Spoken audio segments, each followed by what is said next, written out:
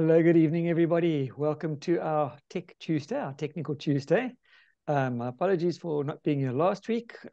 Work intervened, but I'm back and I'm going to pick up where we left off. I've been covering the topic of ADD and ADHD, which is attention deficit disorder and attention deficit hyperactivity disorder.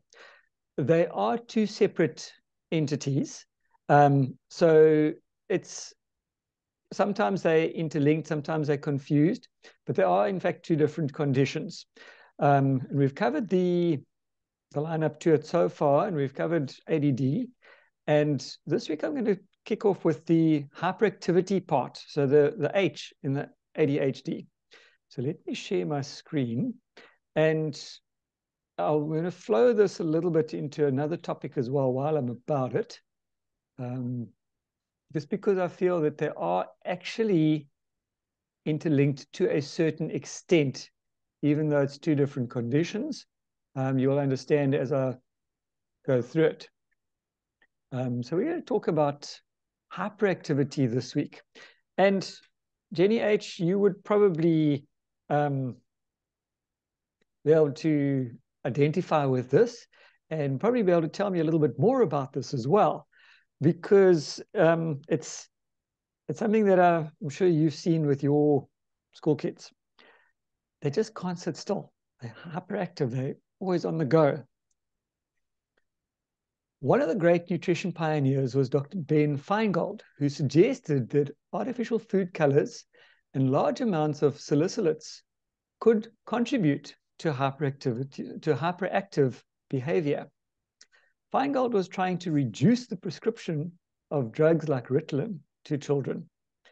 He pointed out that in 1972, the FDA placed the drug on the Schedule 3 list, the same category as opium and morphine.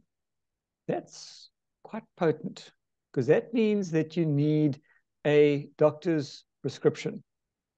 Dr. Feingold was one of the earliest investigators to communicate to the public the potential problems associated with haptene reactions. A haptene, or hapten, is a low molecular weight chemical, which by itself is incapable of inducing either an allergic or immune response. So in other words, it's just there, it's floating around, and it needs a trigger. And think of an atomic bomb, or any bomb for that matter. It's just a lump of plastic, if that's the type of explosive you're using, or it's just a bomb. It's just a piece of metal. It's absolutely, it does nothing. It's useless until you have the detonator. When the detonator triggers, that's when it explodes. Very much like a bullet. You can pick up a bullet, you can drop a bullet on the floor, it does nothing. But if you trigger that detonator, the bullet activates and it explodes. And that is what a haptene is, or hapten is. It's just this thing. It's a low molecular chemical which just floats around, does nothing. It needs that detonator or the trigger. And then we have what's known as a hapten or haptene reaction. So when combined with proteins, however, these substances can alter the structure of the proteins and trigger allergic reactions or immune mechanisms. And if you read Dr. Jim McAfee's book, Your Body Sign Language, he talks quite a bit about this, and also on a lot of his newsletters, which is where this particular article came from as well, from one of Dr. Jim McAfee's newsletters, where he talks about these haptene reactions and how they trigger. Feingold saw tremendous implications for his work because, as he says, the chemicals man uses as drugs and chemicals used as food additives are both low molecular compounds, subject to the same behavior as the hapten demonstrated in flea saliva. And one of the things that he did over here was he subjected people to flea saliva. And when this hapten was triggered, they reacted with hives and various other ways through the flea saliva. If it wasn't triggered, there was no reaction. So it was quite an interesting study that was done over there. Important haptenic substances in Feingold's mind included artificial colors and aspirin. And aspirin is a salicylate. So where do we find artificial colors? A lot of them are in sweets. He found that aspirin, which is a commonly consumed drug, appears to have a slowly building accumulative effect, finally exploding into full-blown intolerance. Now, think about that pretty much as a bee sting. If you're not generally allergic to bees, you can get stung and you might have a little bit of swelling, but nothing else happens. And maybe you get stung a second time, nothing much happens. And you can get stung, say, 5 times, and you don't have much of a reaction. But the 6th time you get stung, you go into anaphylactic shock. And what's happened there is that you've had this buildup of the bee toxin or bee venom, and your body can cope, and it can cope, and it can cope, and then it suddenly hits that proverbial straw that broke the camel's back, and it triggers. That is where these haptens come in. So to make matters worse, Feingold found that many foods contain an aspirin-like molecule, including things like apricots, prunes, peaches, plums, raspberries, grapes, oranges, cucumbers, and tomatoes. Common foods. And you'll see in our one particular product that we use for arthritis, that's the glucosamine. It has white willow, which is a precursor to aspirin. Is that a hapten? I actually can't tell you, but it might possibly be. So in addition to these foods, synthetic flavor chemicals also contain a salicylate radical. Even avoiding all of these, Feingold's patients were still reacting. This led to the discovery that artificial colors, such as yellow number 5, triggered problems in his aspirin-sensitive patients. Many of these substances are also vitamin B6 antagonists. In addition, delayed hypersensitivity testing has found that those with fibromyalgia often react not only to these substances, but also to things like MSG, which is monosodium glutamate, sodium benzoate, which is a preservative, nitrates, which is also preservative, sugars, and other small molecules used in processed food. And if you've ever looked at processed food, check and see how many of those things have got MSG. I seem to have developed an intolerance to MSG over the years. And if I don't see it in the ingredient list, if I happen to have food, and that can include things like boerewors, which often have MSG in it. If I have food that has got MSG in it for supper, I know I'm not going to have a good night's sleep because I have some rather nasty dreams and I tend to wake up quite regularly. And I've never been able to figure out why, but obviously it's an intolerance to MSG. So a recent study has confirmed that sodium benzoate and food colorings can indeed increase hyperactivity among 3-year-old and 8- and 9-year-old children. I can't tell you why these particular age groups are affected, but pardon me, but apparently they are. And what do we find? A lot of processed things like Viennas, boerewors, chips, custard. A lot of these things have got these, even sodas, have got sodium benzoate as a preservative and food colorings. What do kids have? All of these things. So the amount of food colors was equivalent to what children receive in bags of candy with artificial colors added. Now, overseas in the States, today is Halloween, and they go trick-or-treating. So there's a sugar overload of note. It would be interesting to note, or to see, if anybody wants to do the research, if they see an increase in ADHD symptoms after times like Halloween, or birthday parties for that matter. Sodium benzoate is an additive to almost all soda pop or sodas or fizzy drinks. In view of the risks associated with the use of medications, a trial of dietary change and supplementation should be tried prior to the use of medication.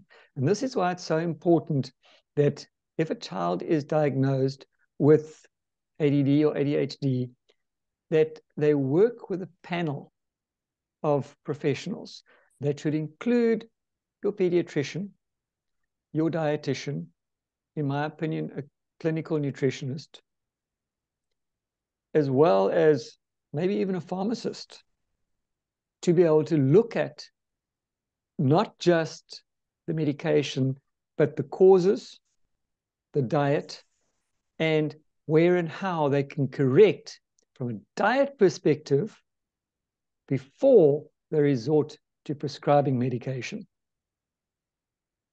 So some of the things that they've found that work really well, and I've seen it with some of my customers as well, that work really well with ADD and ADHD. Omega-3 and hyperactivity.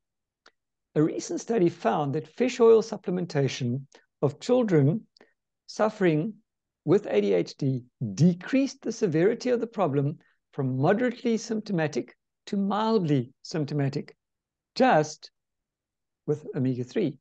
These children were given rather large doses of fish oil, and the results were better than earlier trials with fish oils. So just as a toxicologist will tell you, the poison is in the dose. You can ingest lead, probably not going to kill you. You can ingest arsenic, probably not going to kill you. If you have it in extremely, extremely small doses, if you increase your dose, it will kill you.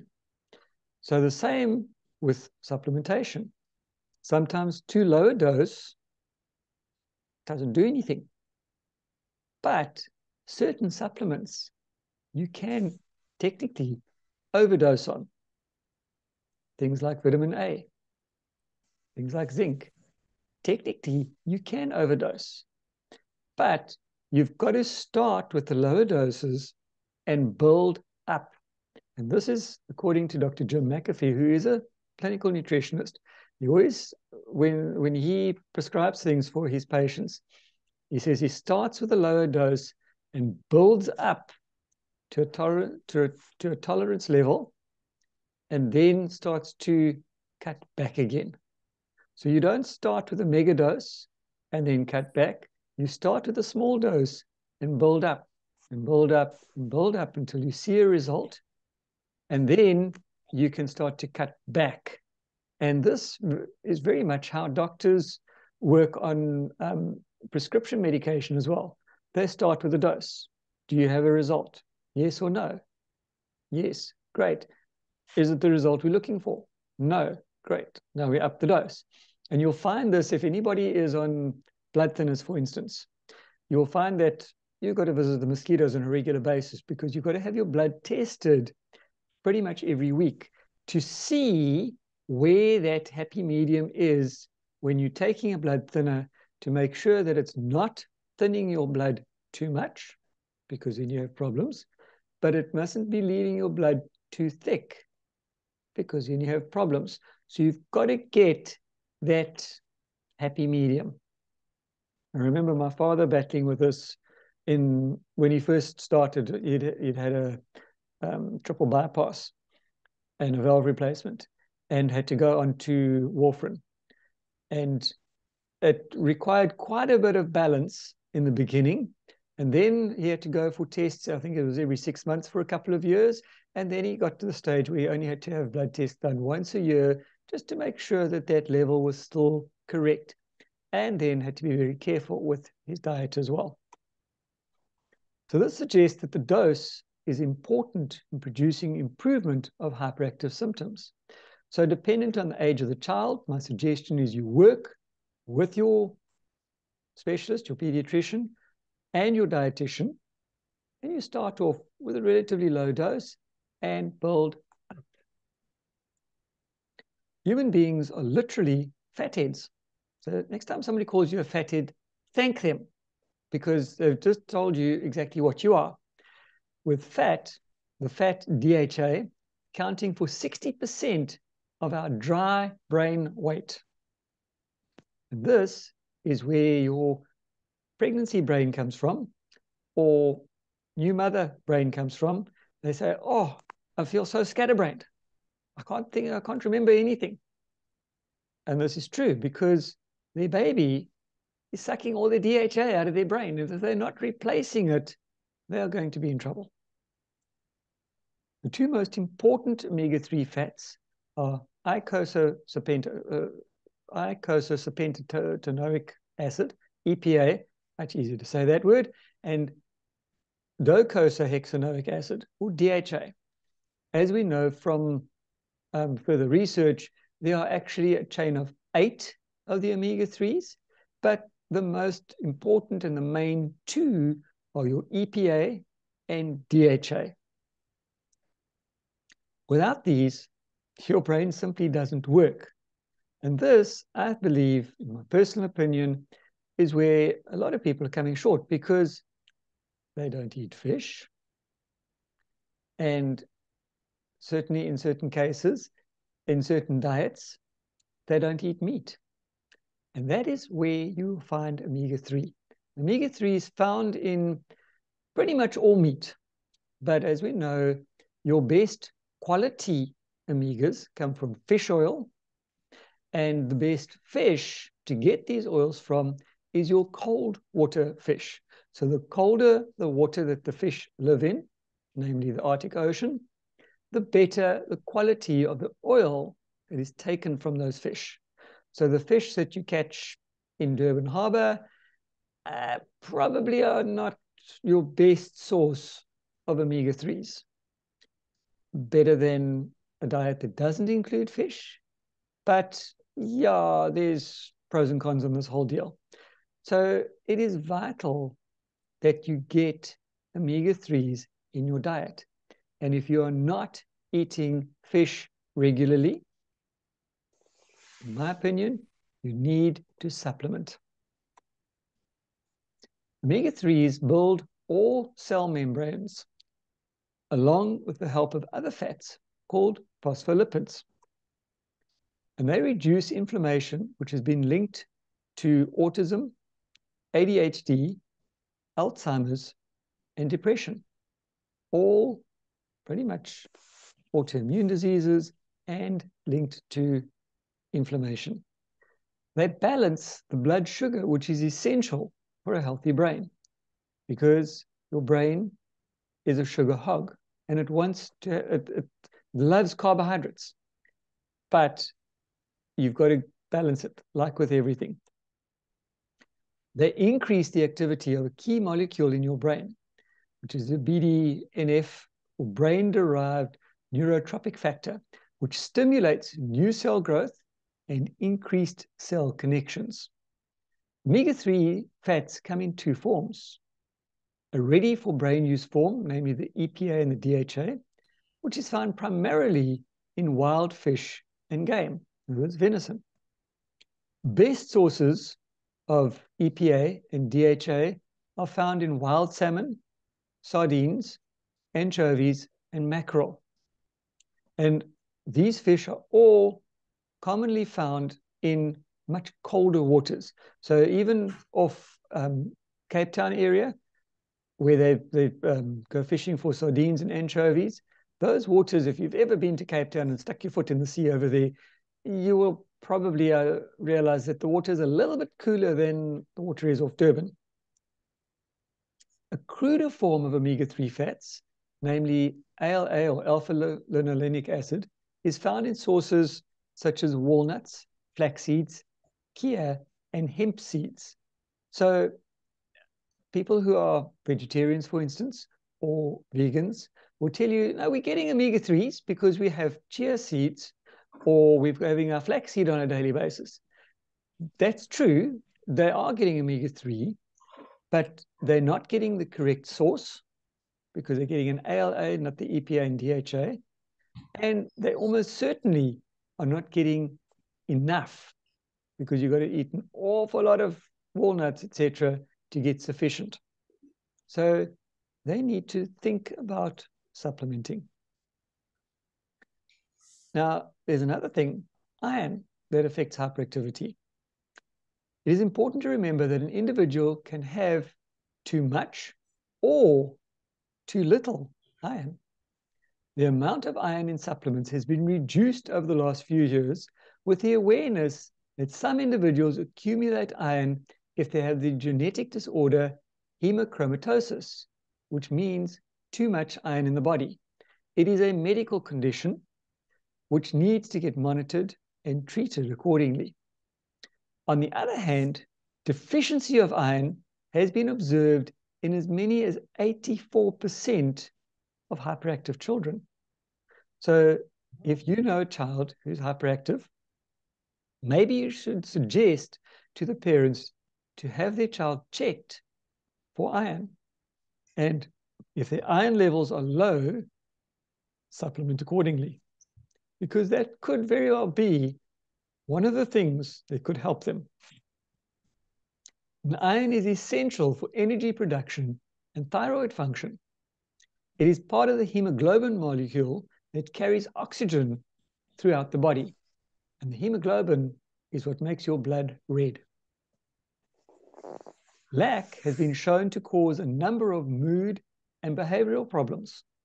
A significant study of children 5 to 8 years of age found that simply supplementing the diets of children with mild iron deficiency with the mineral produced a magnitude of improvement comparable to that achievable with stimulant medications like Ritalin. And if your child is on Ritalin and you don't want them on it, chat to your pediatrician and or dietitian about, first of all, testing their iron levels, and second of all, supplementing with iron before they start to prescribe Ritalin. The study noted that the iron was well tolerated except for gastrointestinal side effects, including constipation, nausea, and abdominal pain. And for anybody who's donated blood, you will know that if your iron levels are low, which they test you beforehand, they will give you an iron supplement. Now, we know that iron is a mineral, and we know that minerals should all be chelated for the best absorption. Minerals that are not chelated are only absorbed to the rate of between 10 and 20%. Whereas if your mineral is chelated, you will absorb 6 times more or up to 80% of that mineral, which is a much better rate. And when you take iron with vitamin C, your absorption is even better still. The side effects of iron supplementation could have been minimized or avoided by changing the form of the iron in the supplement. Chelated minerals, including iron, reduce digestive stress. Then I'm going to stop right there because I want to get into this next week, because it's a separate thing, but in my opinion, it sort of follows on to ADD and ADHD because autism is very closely linked to that. So before I stop recording, does anybody have any comments or questions?